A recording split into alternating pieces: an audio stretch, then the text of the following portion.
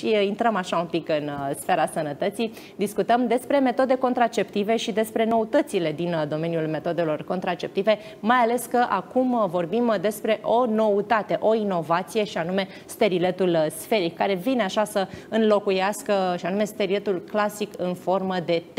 Nu vă spun eu mai multe, vreau să aflăm despre această metodă contraceptivă de la doamna doctor Diana Mihai, medic specialist obstetrică-ginecologie. Este în direct cu noi prin Skype. Bun venit! Bună ziua! Mulțumesc pentru invitație! Bine v-am... Mă bucur tare mult că vorbim despre acest nou tip de sterilet. Chiar m-a luat prin surprindere că există așa ceva, recunosc că nu știam. Eu eram cu acel clasic sterilet în formă de T și mă bucur tare mult că aducem la cunoștința femeilor despre acest nou dispozitiv. Practic, ce este cu acest sterilet sferic? Cum arată el? Cât este de mare și așa mai departe? Principala diferență este... Mă auziți? Da, sigur că da. Da, vă auzim perfect. Mulțumesc. Principala diferență, apropo de forma aceasta sferică pe care ați precizat-o, este că riscul de perforație este mult mai mic, riscul de deplasare a steriletului este mult mai mic și, de asemenea, riscul de enclavare a steriletului în pereții uterului este foarte redus. Ce înseamnă aceste lucruri? De multe ori, pacientele veneau după montarea unui sterilet în formă de T, deoarece acesta nu mai putea fi extras din cavitatea uterină. Acele brațe, da, deci exact ca un T, are această formă, cel normal, aceste brațe se pot enclava, pot intra în mușchii pereților uterului, astfel încât el va rămâne acolo blocat și va fi necesară o histeroscopie, adică va trebui să intru cu o cameră video în interiorul uterului pentru a extrage steriletul și brațele respective care au rămas în musculatura uterină. Acest sterilet balerin este sferic, deci este exact o sferă, este rotund, are mai multe biluțe. Iar în momentul în care îl introducem, el este drept, îmi pare rău că nu am cu mine să vă arăt acum exact cum este acest sterilet ca să înțelegeți mai bine, dar trebuie să vă imaginați o tijă de plastic foarte subțire, lungă, unde se află mai multe biluțe de cupru. În momentul în care introducem această tijă în interiorul uterului și extragem apoi tija respectivă, biluțele respective vor forma o sferă.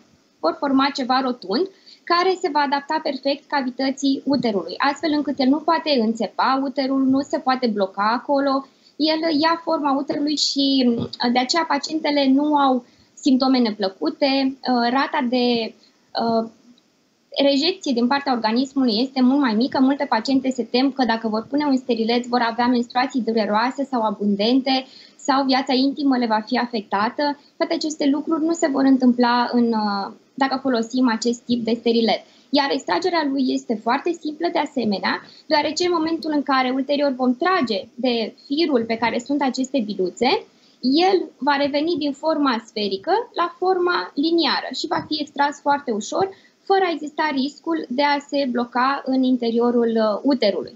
Cui se adresează steriletul? Căror grupe de vârstă? Interesant este că mitul că ar trebui să utilizăm un sterilet doar după ce am născut sau după ce ne-am încheiat viața reproductivă, nu mai dorim să mai avem alte sarcini și doar atunci montăm un sterilet, nu mai este de actualitate în acest moment. Putem utiliza steriletul la orice vârstă. La pacientele tinere, sub 25 de ani, riscul de a elimina acest sterilet este un pic mai crescut decât la pacientele peste 25 de ani, însă în cazul în care se întâmplă acest lucru nu este ceva neplăcut sau dureros, totul se va produce împreună cu medicul ginecolog și nu va fi alte complicații. Pe de altă parte, este important totuși ca înaintea montării oricărui tip de sterilet, dacă vom face analizele necesare, cum ar fi un examen Papa Nicolau, o secreție din colul uterin, o cultură, un examen pentru micoplasma, ureaplasma și clamidia, atunci nu vom avea probleme în utilizarea acestui tip de dispozitiv intrauterin, deoarece teama pacientelor de a nu putea obține ulterior o sarcină dacă vor utiliza un dispozitiv intrauterin este legată de aceste lucruri, în special, trebuie să știți, de apariția infecțiilor în cazul în care avem un dispozitiv inserat în interiorul uterului. Dar dacă înainte de inserție vom face toate analizele necesare, atunci nu va exista acest risc, iar pacienta va putea rămâne însărcinată următoarea lună după ce va extrage steriletul. Este foarte simplu, nu trebuie să aștepte o perioadă, o lună, 3, 5, 6, poate să-și continue viața normal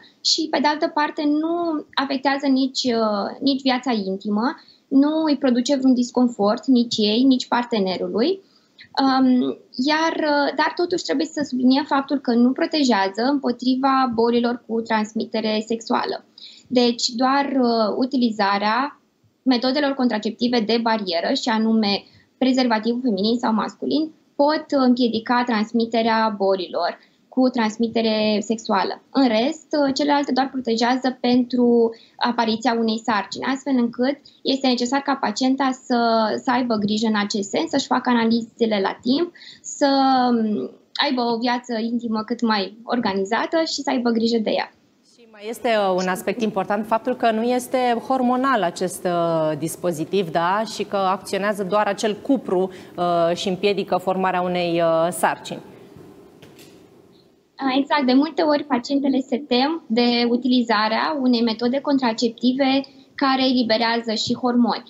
Pentru o anumită categorie de paciente, de exemplu cele care au niște sângerări neregulate sau abundente din cauza unor fibroame uterine sau care au diverse alte patologii, atunci da, se recomandă să montăm un sterilet care eliberează și hormoni pentru a îmbunătăți și alte simptome și nu doar pentru a proteja pacienta împotriva unei sarcini. Dar la o pacientă care nu are indicație de tratament hormonal, steriletul este o variantă foarte bună de contracepție, iar acesta nehormonal nu îi va afecta în niciun fel dispoziția. Știm cu toatele că atunci când utilizăm tratament hormonal pot fi modificări de dispoziție, poate apărea o uscăciune în zona intimă, un disconfort, o scădere a libidoului, iritabilitate crescută, uneori greață, poate insomnii, depinde de la caz la caz.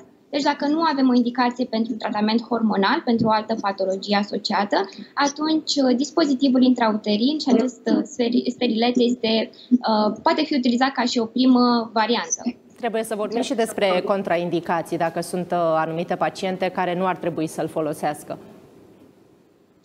În primul rând, dacă pacienta are o alergie la cupru, atunci da, nu ar trebui să îl folosească, bineînțeles, dar sunt puține paciente cu această problemă și ele de obicei știu despre acest lucru. De exemplu, văd că fac o iritație în cazul în care folosesc bijuterii, lănțișoare sau cercei din anumite aliaje, observă pe piele că apare o alergie, atunci înseamnă că ele au această predispoziție.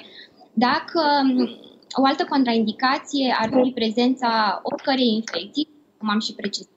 Altă contraindicație ar fi prezența unor fibroame uterine voluminoase sau polip sau orice altceva care distorsionează cavitatea uterină sau dacă pacienta are o malformație prin care este distorsionată forma cavității uterine. În aceste condiții nu poate fi utilizat un sferile, deoarece el e posibil să nu își facă treaba, pe de o parte, iar pe de altă parte e posibil să se deplaseze, să migreze, să se blocheze, să se întâmple orice altceva. Dar medicul ginecolog, în urma unui consult, și e foarte importantă o ecografie transvaginală înaintea montării steriletului, poate vedea aceste lucruri și vă poate spune dacă aveți cumva o contraindicație pentru montarea steriletului. Deci consultul, realizarea de analize și ecografia transvaginală sunt obligatorii înainte de montarea acestui dispozitiv intrauterin pentru a nu avea nicio complicație. Pe ce perioadă poate să rămână acolo montat și dacă este necesar, bineînțeles, să venim la control periodic pentru a vedea situația? Ceea ce este minunat este că oferă protecție timp de 5 ani.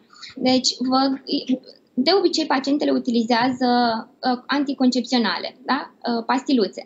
Vă dați seama câte pastiluțe trebuie să ia pacienta respectivă, să-și amintească în fiecare zi să ia câte un comprimat. De multe ori se întâmplă să mai uite, cel puțin, cam toate pacientele, cel puțin o dată la 6 luni, uită să ia un comprimat, 2 comprimate și atunci apare, pe de o parte, riscul de apariția unei sarcini, pe de altă parte, o dereglare a ciclului menstrual. Deci avem această comoditate de a fi protejate timp de 5 ani, dar o dată pe an ar trebui să mergem la medicul ginecolog, așa cum facem de obicei. Deci orice femeie ar trebui să meargă, indiferent de vârstă, că este tânără, că este la menopauză, că este după histerectomie. Orice pacient ar trebui să meargă în fiecare an la medicul ginecolog. Iar acest lucru se păstrează și în momentul în care avem montat un sterilet.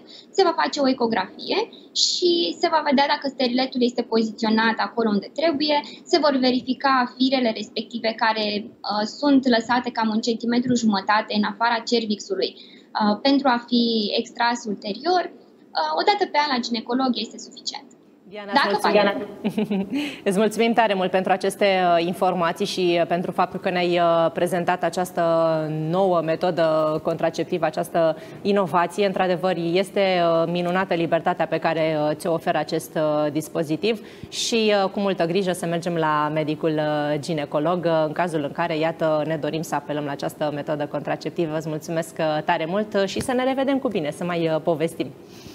Mulțumesc și eu utilizez de peste 2 ani această metodă la pacientele mele și am un feedback foarte pozitiv din partea lor, așa că vă recomand cu drag. Mulțumim tare mult, Diana, mulțumim. Iar acum